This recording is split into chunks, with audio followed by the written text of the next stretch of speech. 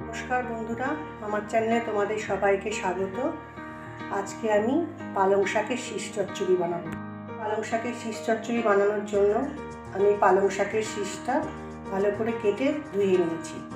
কুমড়ো একটু মোটা মোটা করে কেটে নিয়েছি, গাজর কেটে নিয়েছি, বেগুন নিয়েছি। পালং শাকের এই শীষ চচ্চড়িতে আমি একটু চিংড়ি দেবো, ওই জন্য কিছু চিংড়ি নিয়েছি। আমি এবার কড়াইয়ে সর্ষের তেল দিয়ে নেব।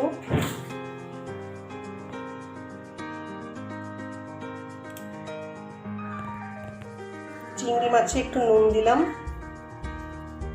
একটু হলুদ দিলাম। নুন হলুদটা খুব ভালো করে মিশিয়ে নেব।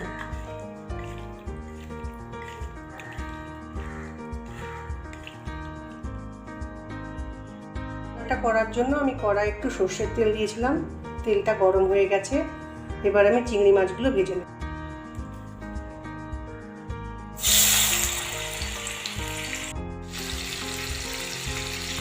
চিংড়ি মাছগুলো আমি ভালো করে ভেজে তুলে নিয়েছি। এবার এই চিংড়ি মাছ ভাজা তেলেই 5 ফোড়ন দিলাম আর একটা শুকনো লঙ্কা মধ্যে থেকে ফাটিয়ে নিয়ে দিলাম। ফোড়নটাকে কিন্তু আমি খুব ভালো করে ভেজে নেব। ফোড়নটা আমার খুব ভালো করে ভাজা হয়ে গেছে। এবার আমি সবজিগুলো দেব। মিষ্টি কুমড়া, বেগুন, গাজর, এই 3টে সবজি এখন দিয়ে দেব।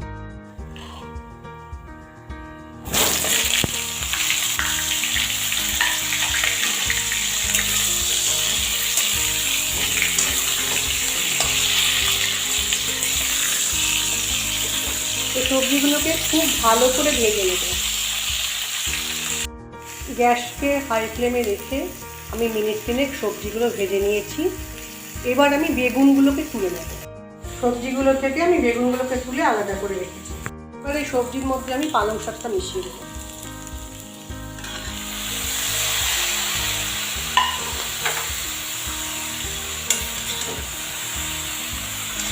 খুব ভালো করে মিশিয়ে নেব।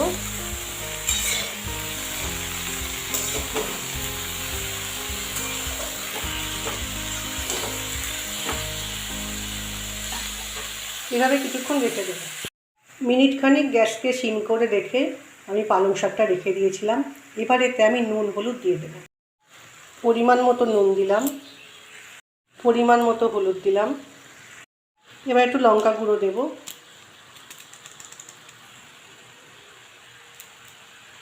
খুব ভালো করে মিশিয়ে দেব।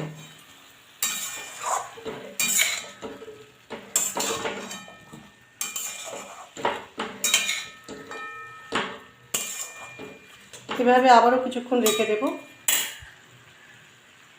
গ্যাসটাকে সিম করে রেখে আমি মিনিট 5 রেখে দিয়েছিলাম। এবারে সবজির মধ্যে আমি বেগুন আর চিংড়িটা প্রথমে বেগুনগুলো দিয়ে দেব। এবার চিংড়িটা দিয়ে দেব,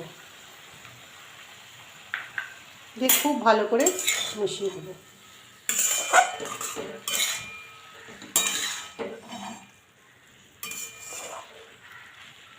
আবারও কিছুক্ষণ একইভাবে রেখে দেব, তবে গ্যাসকে সিম করে রাখবো। পালং শাকের শীষ চচ্চড়ি আমার প্রায় হয়ে এসছে। আমি একটু গুঁড়ো দিলাম যাতে মিষ্টি হয়, আর একটু ধনেপাতা কুচি দিলাম। এবার এটা আমি খুব ভালো করে মিশিয়ে দেব।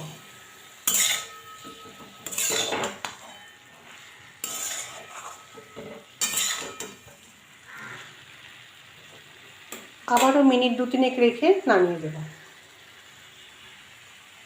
চিংড়ি দিয়ে পালং শাকের শীষ চচ্চড়ি রান্নাটি আমার এবার পুরোপুরি তৈরি হয়ে গেছে। আমার এই রেসিপিটি যদি ভালো লেগে থাকে তাহলে একটা লাইক করো আর সাবস্ক্রাইব করে আমার পাশে থেকো। এই রেসিপিটি ভাত দিয়ে খেতে খুব ভালো লাগে। তোমরা যে আমার রেসিপিটি এতক্ষণ দেখলে তার জন্য তোমাদেরকে আমার অনেক ধন্যবাদ। আজ ভিডিওটি এখানেই শেষ করছি। ফিরে আসছি পরের আর একটা নতুন রান্নার ভিডিও নিয়ে। তোমরা সবাই খুব ভালো থেকো।